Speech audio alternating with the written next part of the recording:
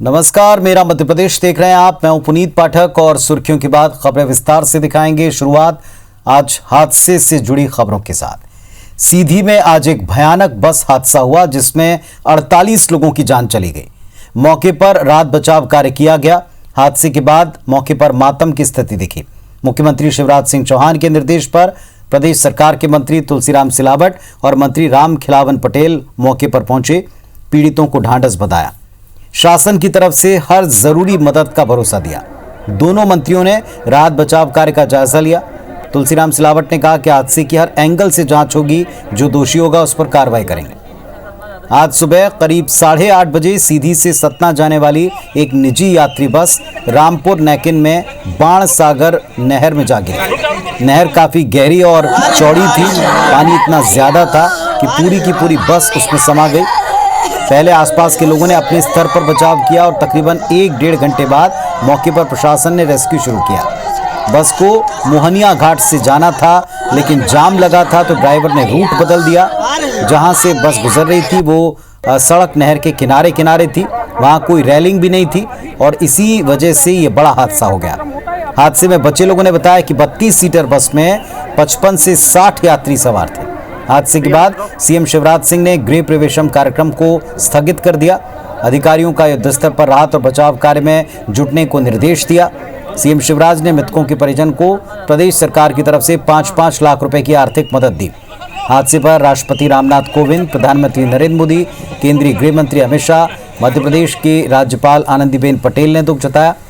साथ ही साथ केंद्र सरकार ने मृतकों को 2-2 लाख रुपए और घायलों को 50-50 हजार रुपए की आर्थिक मदद का ऐलान किया।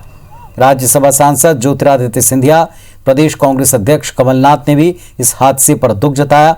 फौरन मदद करने के लिए सरकार से अपील की। सीधी बस हादसे में परिवहन मंत्री गोविंद सिंह राजपूत ने कहा है बस का परमिट रद्द कर दिया है। ट्रांसपोर्ट कमिश्नर को मामले की जांच का आदेश दिया है। कहा कि दोषियों पर सख्त कार्रवाई होगी। कांग्रेस ने मृतकों के परिजन को कम से कम 50 लाख के मुआवजे की मांग की है।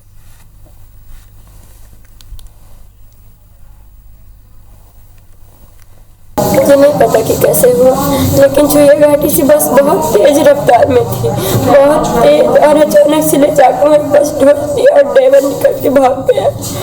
बस जैसे उसमें गिरी, पूरे बस में पानी भर गया। हम लोग कांच तोड़ के निकालने की कोशिश की, लेकिन कांच नहीं टूटा। फिर हम कैसे बाहर आए, हम अपने भाई को भी निकालने की कोशिश की, आधी दूर तक निकाले अपने भाई को, लेकिन कहाँ छूट गया हमको नहीं पता। 35 स्टूडेंट पेपर देने वाले थे, मेरा भाई छूट गया। देखो कौन सी गाड़ी आ रही थी, तेज में थी। सर थोड़ा ऊपर करिए। नहर में गिर गई, तो वहाँ से तेजी से थी, वो अगर नहर में गिर गई। फिर आपने क्या किया? फिर मैं वहाँ से दौड़ी और अगर कूद गई, फिर निकाला। कि संकट की घड़ी में हम पूरी सरकार उनके साथ खड़ी है। जो भी अभाव आएगा, जो तकलीफ आएगी, जो कठिनाई आएगी, उनका समाधान करने की सरकार पूरी कोशिश करेगी। प्रधानमंत्री जी की संवेदनाएं उन्होंने प्रकट की है और उन्होंने तय किया कि 2-2 लाख रुपए जो परिजन हैं, हमारे मृतक भाई बहनों के, उनके परिजनों को दिए जाएंगे। 5-5 लाख रुपए हमारे शासन ने हमने तय किया है कि परिजनों को हम देंगे, तो ये 7 लाख रुपए की राशि अभी परिजनों को एक परिवार में मिलेगी।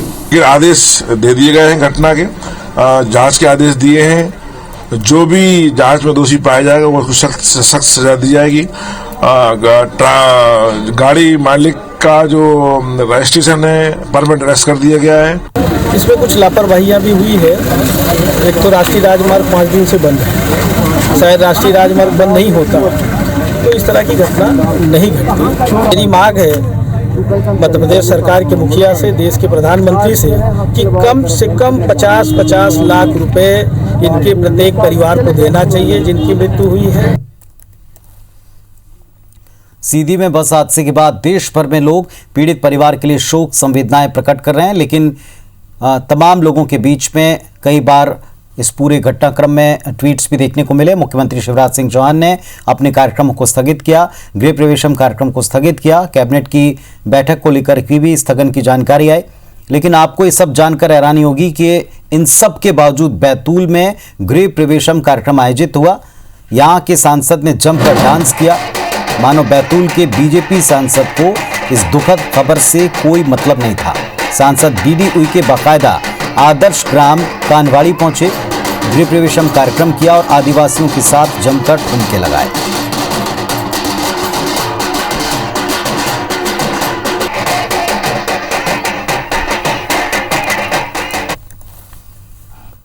बुंदेलखंड के किसान सिंचाई के लिए परेशान हो रहे हैं। यूपी और एमपी में बांध के पानी का करार होने से मध्य प्रदेश को सिर्फ 33% पानी मिलता है।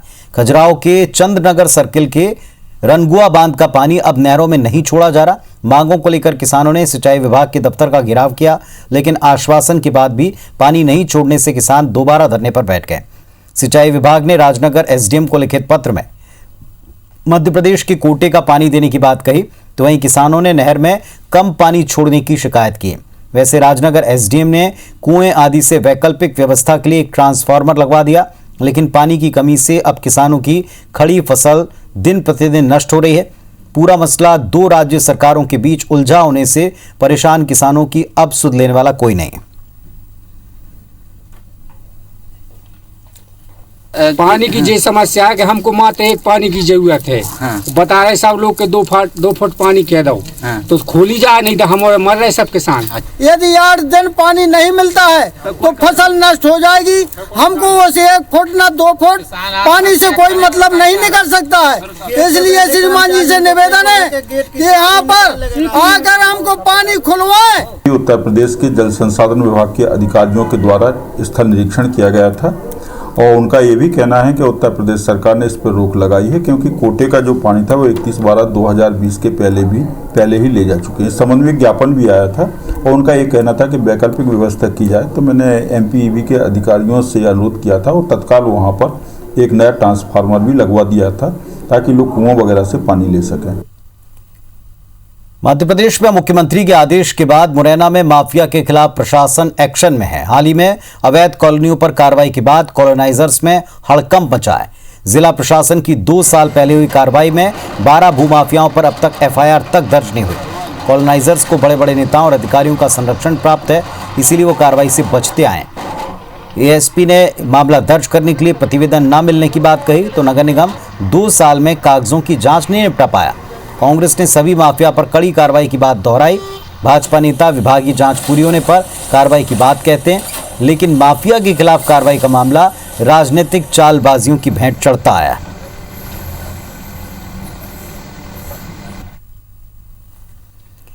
इंदौर पुलिस की ड्रग्स को लेकर अब तक की कार्रवाई में 25 से ज्यादा आरोपी गिरफ्तार हो चुके हैं। ये कार्रवाई न केवल मध्य प्रदेश बल्कि अन्य राज्यों में हुई है। अपराधियों से पुलिस ने पूछताछ में उनके लोकल नेटवर्क और अन्य राज्यों में माफिया से संपर्क के बारे में जानकारी ली। इसके बाद इंदौर क्राइम ब्रांच टीम अलग अलग राज्यों में भेजी गई, जो लंबे समय से इन अपराधियों पर नजर बनाए हुए। मौका पाते पुलिस उनको धर दबोचेगी, इंदौर लाएगी। अब तक जिन अपराधियों से पूछताछ हुई, उन्होंने इंदौर में लॉकडाउन के दौरान ड्रग्स खपाने की बात को बोली।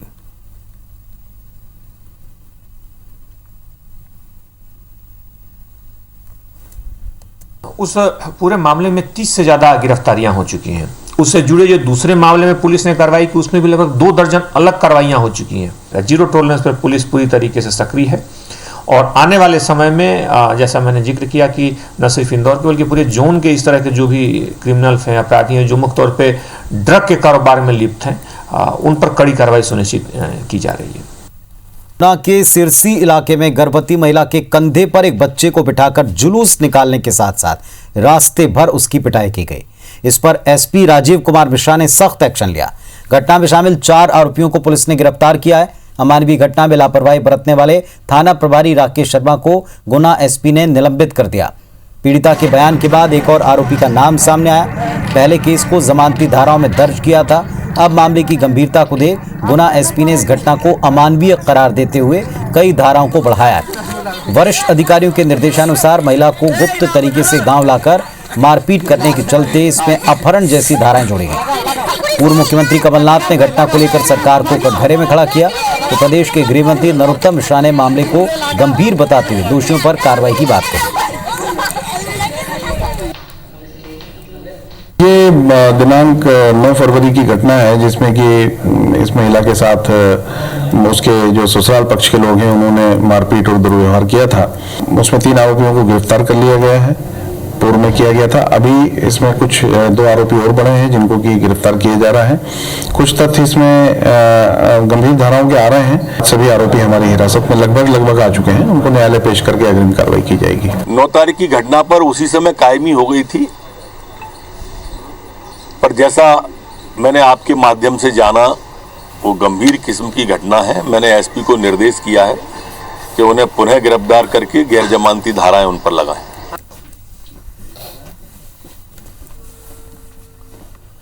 दमोह में अपराधियों के हौसले बुलंद होते दिख रहे हैं। लगता है कि जैसे अपराधियों के मन में पुलिस का कतई खौफ नहीं।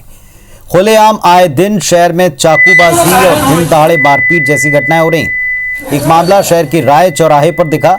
2 युवकों ने एक यात्री बस को रोका, बस ड्राइवर को जमकर पीटा। बस में मौजूद यात्रियों ने पूरी घटना का वीडियो भी बनाया। उनमें से एक यात्री ने इसे सोशल मीडिया पर अपलोड कर दिया।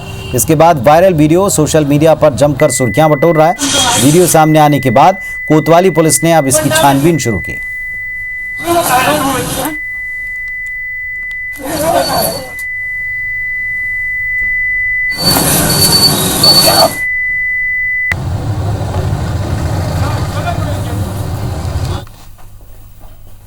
नगर निगम भोपाल ने एक अनोखे घोटाले को अंजाम दिया है। यहां कुत्तों की नसबंदी के नाम पर धांधली की गई। निगम प्रशासन ने कुत्तों की नसबंदी की शुरुआत 2013-14 में की। निगम के आंकड़ों में इसकी संख्या 25,000 थी। इसके बाद साल दर साल नसबंदी में सालाना 1.5 करोड़ रुपए खर्च करने की बात शहर में कुत्तों की संख्या बढ़कर 1.5 लाख से अधिक पहुंचना बताकर की गई। नगर निगम के अनुबंध में रोजाना 68 कुत्तों की नसबंदी के बजाय 40 से 45 कुत्तों की नसबंदी कर पूरा भुगतान किया गया। मामले पर शिकायत हुई और इसे हमेशा दरकिनार किया जाता रहा। अब निगम नसबंदी के टारगेट को पूरा करने पर संबंधित संस्था को भुगतान की बात कह रहा है। नए अनुबंध के लिए एजेंसी चयन में देरी से बीते 4 महीने से कुत्तों की नसबंदी का काम भी बंद पड़ा है। धांधली के आरोप पर निगम क्या कार्रवाई करता है, ये देखना होगा।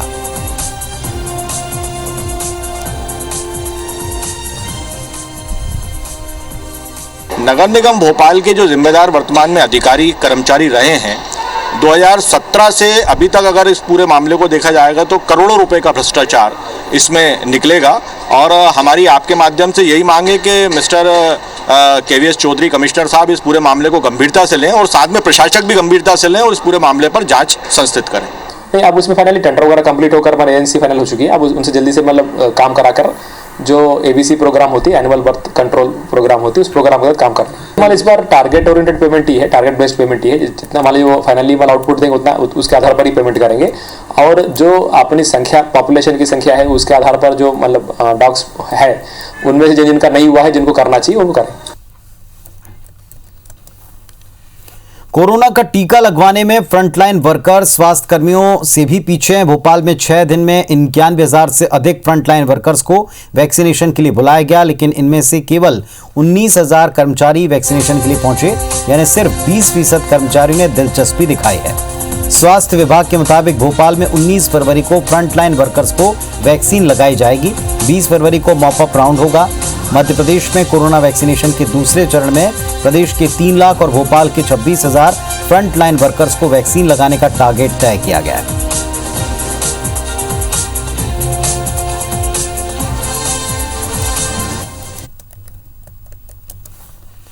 केंद्र सरकार के बाद अब राज्य सरकार भी अपने परिवार पेंशन नियमों में सुधार करने का विचार कर रही है।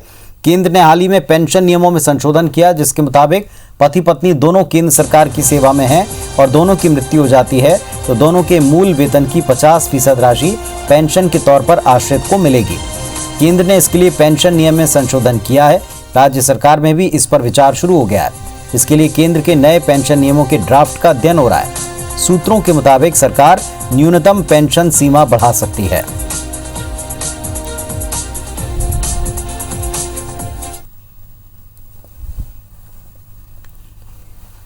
तो इस बुलेटिन में फिलहाल इतना ही। खबरों और अपडेट्स के लिए आप देखते रहिए IBC 24। नमस्कार।